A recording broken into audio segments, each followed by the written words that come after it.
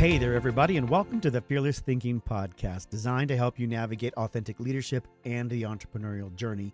I'm your host, Michael DeVue, and these are my thoughts, lessons, and insights from my entrepreneurial journey into coaching, workshops, motivational speaking, and of course, what I picked up from interviews with inspiring leaders and entrepreneurs along the way. My mission is to help people unlock their untapped potential by using fear as a catalyst for powerful change and growth, so they can step into the greatest version of their most authentic selves. All right, let's get into some fearless thinking.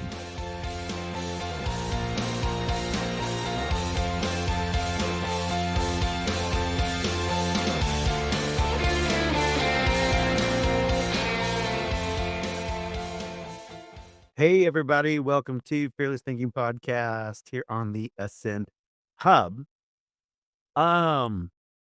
I'm Michael DeVue, and I'm your host of Fearless Thinking. And today, we're going to talk a little bit about embracing the edge of transformation. This is 2025. We're going into a new year. We already are into a new year. And this is the year, I think this is a year of transformation for a lot of us. This is the year of AI. I was looking at new phrases, ways to sort of embrace and set intentions for 2025. And one of the things that I wanted to do was no longer use the word but, B-U-T, but, and use something else. One of the things that happens when you use the term, when you use but, it's almost like you're discrediting what you were going to say before. It's a disclaimer. It's discounting the phrase that came before it, right? And so I think this is sort of an interesting way when you think about what you want to say and how you want to present it to other people. If you're going to say something and then follow it with but, why did you intend on saying it in the first place? So I want to transform my thinking and my behavior in such a way that allows me the opportunity to not, that's weird, to, my background's acting funny, I want to transform the way that I phrase things and my intention behind the statements that I make in such a way that allows me to no longer use the word but.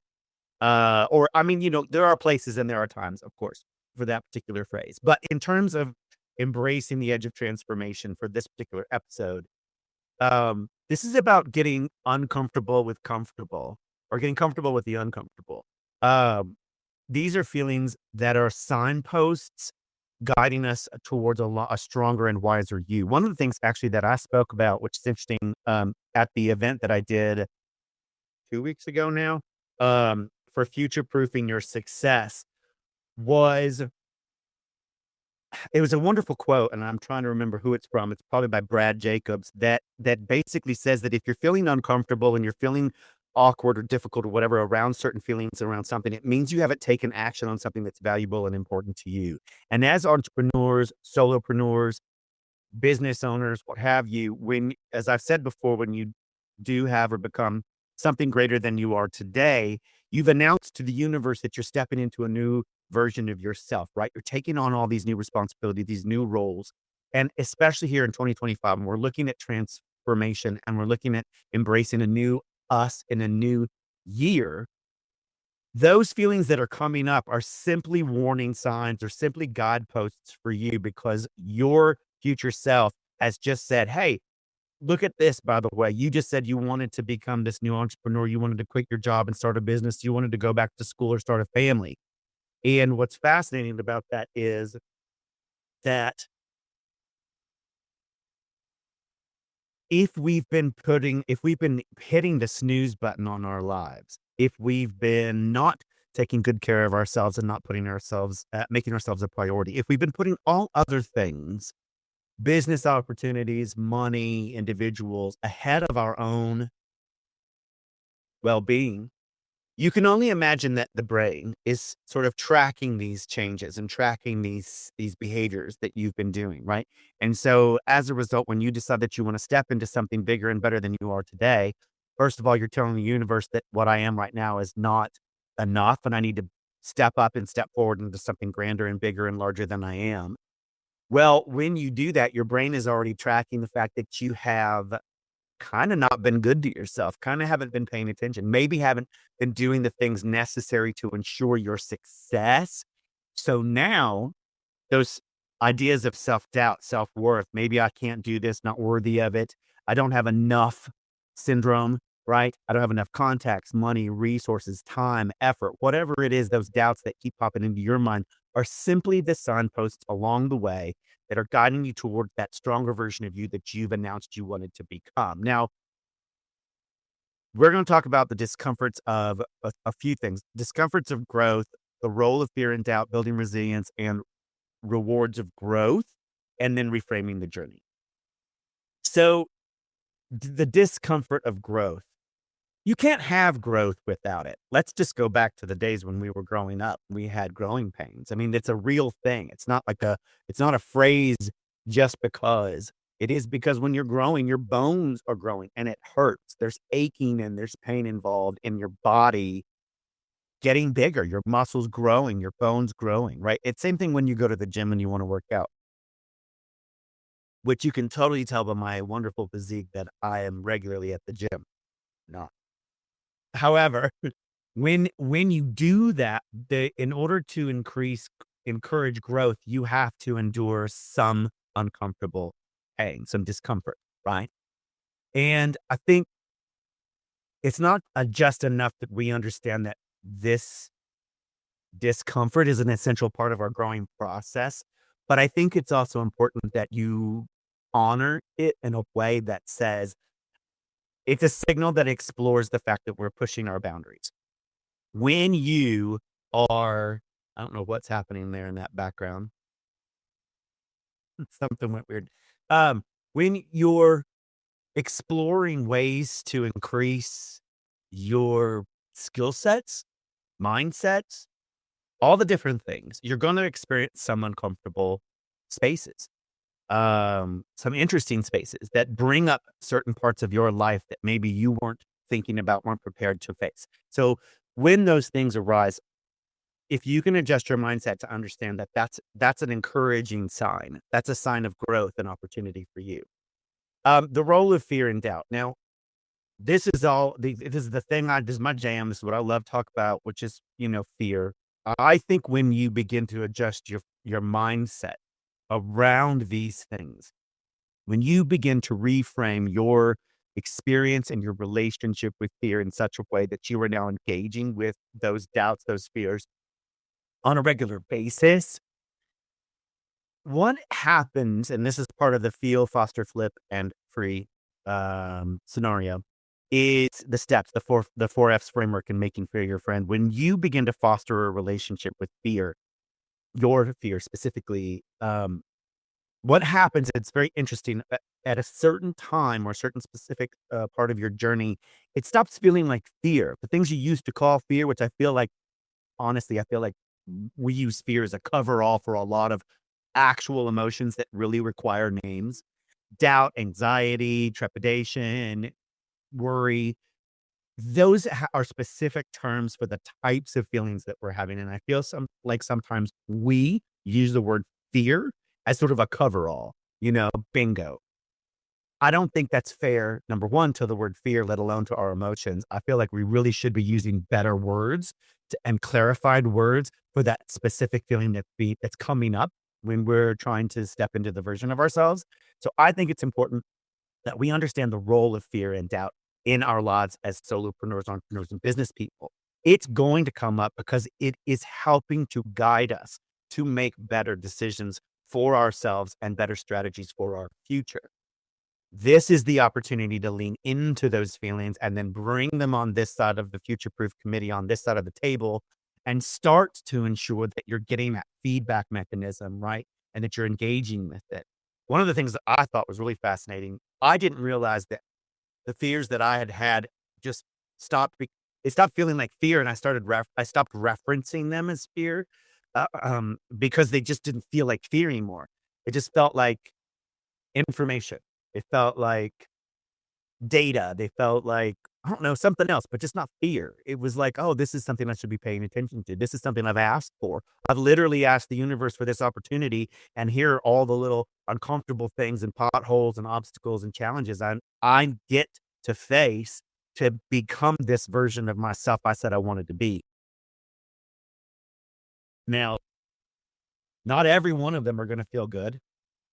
Not every one of them are gonna pop up at the most convenient time. In fact, what I think is when you begin to engage with those fears on a regular basis, when you begin to just one second, I'm gonna turn this off. When you begin to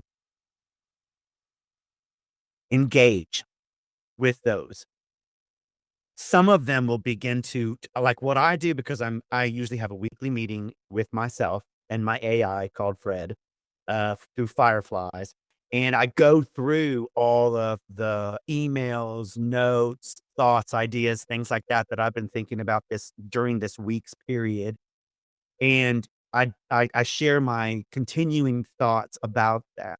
I share my concerns, my hopes, my dreams, my strategies for the future, things that I wanna do. What I do is I feel like that's me engaging with my future self, and when I begin to do that, what's fascinating is because I've assigned my fear a role and a responsibility in my activities, it doesn't just pop up in the weirdest moments and the most uncomfortable places. It actually advises me, steps in, gives me information, when I ask for it, as opposed to just thwarting me in the middle of a situation that makes me uncomfortable.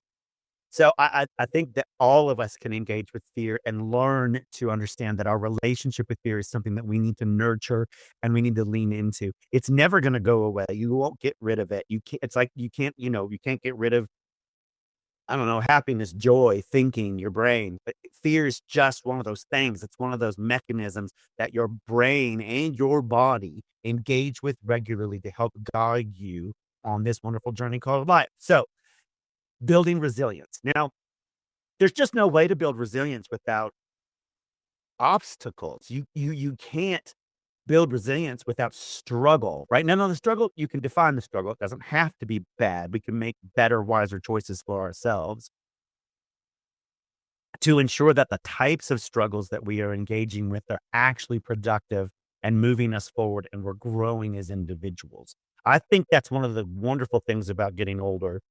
The types of decisions that I make are based on a lot of really good data and information from my life experiences as opposed to just sort of naive jumping into things. Now, I used to just jump in with both hands and feet into situations, and figure it out. And while I think there's a bit of, I don't know, excitement there, certain lessons you could learn obviously along the way. One of the benefits of having that wisdom and that hindsight is that today, the kinds of decisions and risks I'm willing to take are mitigated based on all of my life's experiences, advice, lessons, teachings, things like that. So I can take calculated risks on certain types of things where I understand that the reward on the other side requires me to step up and into this series of steps, processes. Um, and I'm kind of assured that whether I make it or not, when I fall, because I've built up my resilience, it isn't gonna hurt as bad. It's not gonna be as far. It's not gonna be as difficult or challenging. And by the way, I'm gonna learn something. I'm always determined to learn something no matter what I take on, even if I fall or fail at it, which I don't think is necessarily failure because I'm learning something and that's valuable to me. And if I turn around and take that lesson and I do something with it, then it's not a failure, right? I'm turning the power and energy that was into something good, something different. Next is the rewards of growth. Now, once we stepped outside our comfort zone and we've embraced the opportunity for growth and we start shifting our perspective because we're now bringing on new skills, new insights, um, there are rewards from that growth and they're tangible and you can feel them. You can sense them because things change about you and around you that weren't necessarily the same before. Relationships will shift. This is a big one for those of us who are in this world of taking on all kinds of ambitious opportunities as solopreneurs and entrepreneurs and business people. How many friendships and relationships have fallen away simply because you changed.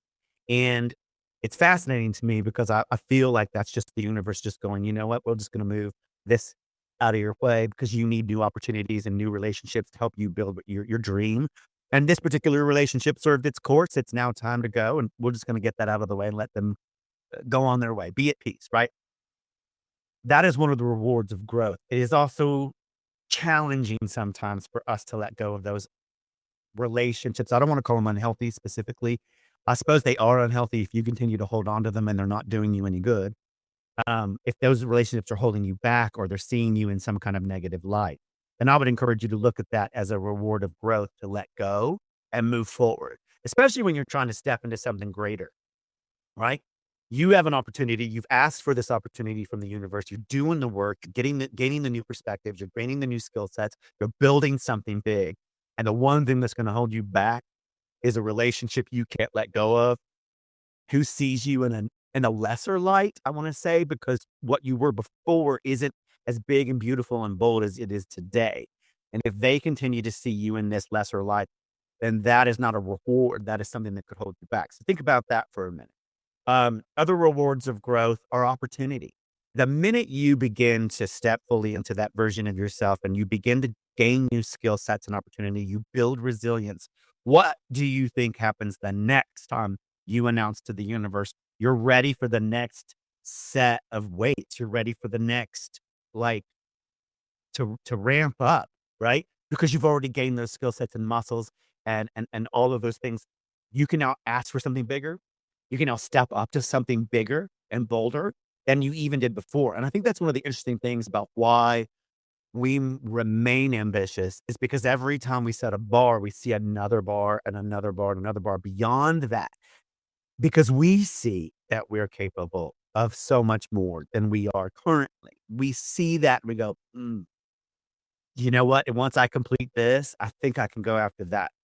And I think that's wonderful about if you're self-aware enough to recognize that you're growing and you're stepping fully into those things for yourself to ask the universe for those opportunities. I think that's really cool. Um, Next is reframing the journey. It's good to reflect and look back on where we came from so that we can begin to reframe our journey as we move forward into all these new things, all these new opportunities. Whether that's a new business partnership or you're building a new platform or an app or a business or just going back to school, I think it's important to not stop necessarily, but take a minute and reframe your journey based on the new information that you have about where you came from, right? Assess and analyze a little bit of that journey. Plus, I think, it's important that you give yourself some recognition for having done it. I think we move so fast and we keep moving forward. We forget to just take a minute. My grandmother, I love my God rest her soul. When I was younger, yes, I was this outgoing and yes, I was this whatever braggadocious. I love to talk about myself. I always thought that I was doing some of the funnest, coolest things, and I wanted to share that with everybody. So it's probably no wonder that I'm here doing this now, um, but I was a performer and I was dancing with people like Michael Jackson and Garth Brooks and Shania Twain and other people. And I thought that was cool. So I wanted to share it with everybody. And not everybody shared that enthusiasm. However, I remember, one day we were at just dinner with the whole family and I was bragging about something, and my grandmother, I love her for her subtlety in these little moments where she just, wise older people always have this beautiful skill set where they just say something that falls out easily, and then they just go back to what they're doing as if nothing had happened, and all of a sudden everybody's like, "What?" And I'm sitting there sharing it, and she's sitting next to me, and she leans over like this, and she says, loud enough for everybody to hear. She goes, "Son, you better be careful. You're gonna break your arm patting yourself on the back like that." And then she went right back to eating her food, as if it was just the most, you know, normal thing to say. And everybody was like, their jaws dropped open, and my brain took a minute to realize. And today I pat myself on the back, and I think of my grandmother every time because I think it's important. There's not a lot of people out there who are gonna pat you on the back, and by the way, I think it's nice if you could do that for other people and recognize when they're being amazing and they're being bold and they're being great. Take a minute, recognize them, pat them on the back, you know what I mean? You're not gonna break your arm patting them on the back. But yeah, I think when you've gotten through the journey and you've asked for the new opportunities and you've reframed your thinking and your the role of doubt and fear and you've built resilience, it's now time to reframe the journey, look back and give yourself a little bit of credit. Recognize that you've done this thing and you're now ready to accept the responsibility and the opportunity to perhaps step into and up to something even bigger and bolder, right? So a few quotes, I think that can help us, I don't know, reframe some of these things and think about this. The only way to make sense out of change is to plunge into it, move with it, and join the dance. Said in the event at the Future Proofing Your Success for 2025 2 weeks ago, uh, uh, the solopreneur, the entrepreneur is a constant dance with curiosity. If you're not curious, I mean, I don't know what you can't be. You can't be an entrepreneur or a solopreneur without being curious about all kinds of things: tech, innovation, opportunity, relationships, business growth, scaling. Everything about what we do is a dance with curiosity and the things that excite us, right? Because I mean, me, I don't build tech and a app platforms. That's not my thing, but there are other ambitious entrepreneurs out there doing exactly that, and they're curious about it constantly, and they wake up thinking about it, and that excites them. The dance with curiosity, I think, is huge. Let's see, another one here. The discomfort of growth is often a sign that you're stepping out of your comfort zone and is an essential step for any real transformation. This goes back to that quote I was talking about, where I think from Brad Jacobs. If you're feeling some kind of, like, uncomfortable way or you're feel like, that's usually a sign that there's that action around something that's valuable and important to you that you haven't taken yet, right? I'm not talking about the uncomfortableness of stepping up and stepping into a whole new role and taking on new responsibilities or a new challenge. I'm talking about those little itchy things in the back of your brain where you're like, "Oh, this thing." It's usually because not only have you invited this opportunity into your life, but your mind is raising a little red flag that, "Hey, there's something here you probably should take action around, that's valuable and important to you," right? To your purpose, your mission, your values, right? There's something there. So think about that. So the key takeaways for today, we have a few minutes left. Embrace your discomfort.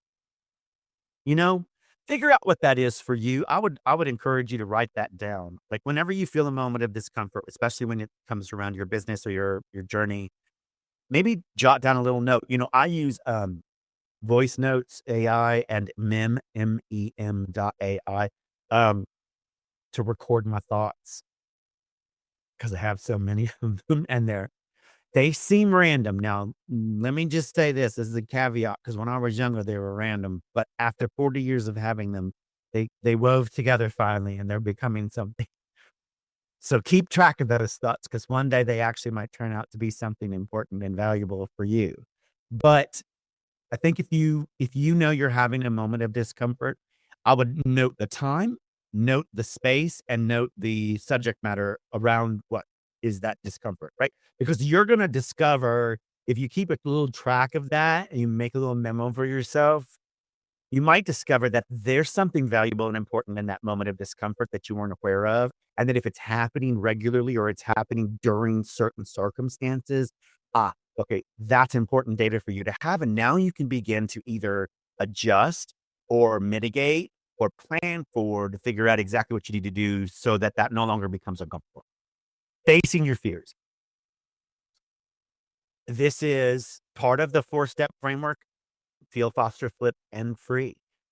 I think what's different is that once you begin to not just face your fears, but embrace your fears, once you begin to establish a really ongoing long-term relationship with those things that we used to call fear, they stop becoming fears. Um, they are informative, not fearful, not fear, they're just pieces of information and data that's always been there. Your brain is constantly monitoring for these things, and it's just raising your awareness on the moments and the things that you need to be aware of so that you can step fully into the thing you've claimed you want to do, right? We talked about building resilience. Obviously, you can't do that without change, without uncomfortable, without growth. You got to build resilience. I think if you're talking about building resilience for your team, it's important to create safe environments and open environments to discuss what that looks like for teams, especially if you're working in places where you want them to be innovative. They've got to grow and you've got to give them challenges, but you also got to make sure that your team's resilient. And part of that, I think, as a leader is encouraging them to take those steps outside their own comfort zones, provide a safe environment where failure is not only encouraged, but they've got a nice landing mat just in case, right? And then encourage them to keep trying and keep thinking bigger and broader outside of that proverbial box. We all come with our own biases and our own experiences and our own backgrounds that could limit our thinking and limit our opportunity to be innovative. But as a team, we can gain perspectives from other people's experiences, which I think is super valuable. So remember when you're building that team of resiliency that you embrace those opportunities for new perspectives and you bring them together into a little soup of innovation and opportunity, right? Seek opportunities for growth and reframe your change. You know, I don't think you could do what you do and not be seeking opportunities for growth. You can't be a business person and an entrepreneur without seeking opportunities for growth. I think the whole journey of it is a constant invitation to the dance of growth, not just personal, but professional, not just individual, but community, right? We're always looking for opportunities to grow, provide growth, seek out change, not just for change's sake, mind you, but in bigger, broader ways. Whether it's through the services that you bring or the products that you develop, you're always seeking opportunity for growth. And I think that's a powerful, wonderful gift that you should embrace and you should pat yourself on the back. Which brings me to my closing, pat yourself on the back. Give yourself some credit. Love your journey and love yourself for taking this journey. 2025, it's got a lot of great opportunities in front of us. If you worked as hard as I did in 2024 planting seeds, it's now time to start looking at ways to harvest that crop. And I'm a little overwhelmed at what I've done. I think my farm is okay, I should have concentrated on just the alfalfa and the corn or something, but I planted a lot of things, and now it's time for me to get out there and do it. I will say that my health is doing better, and I'm back to what I feel like is where I used to be. That is good, which means I could finally sort of take some steps, and a lot of these things that have been sort of sitting there on a shelf waiting for me to get better so that I could start tackling them, um, which is cool. I'm glad that I'm able to do that. So that's part of my journey. So yeah, embrace your comfort zones, step into the opportunities that you've asked for yourself, and take a fine minute to review your values and your purpose and ensure that everything that you're doing is in alignment with those so that when you get to the place where you want to look back down that road, yep, fearless road, um, yeah, you can do it with some gratitude and you can do it with some pride because that what we're doing on this planet as individuals is bringing our lights and our gifts. And if you're an entrepreneur, solopreneur, a business owner trying to do that, you're doing it in such ambitious, bold ways. The risks that we take on, right, are greater than a lot of other people's. And so I think it's important that I will recognize for you and in you that you're doing incredible things with that gift. So bring them here to the Ascend Hub, share them with us, join us on the journey. We've got a lot of exciting things coming this year. I'm really excited about the partnerships. I'm really excited about the content and programming. I'm really excited about getting the chambers of commerce members on board. We are in talks with those to try to get them on board here. Yeah. So anyway, fearless thinking. This is all I got for this week, January 20th, 2025. Can you believe it? I can't believe it. Here we are. Go have a fantastic week. Be nice and kind to each other. Pat someone on the back. And yeah, embrace the journey that you're on because you're doing incredible, wonderful things and we're all here for it. So, all right. Have a wonderful day. I appreciate y'all. Take care. See you next week. Bye.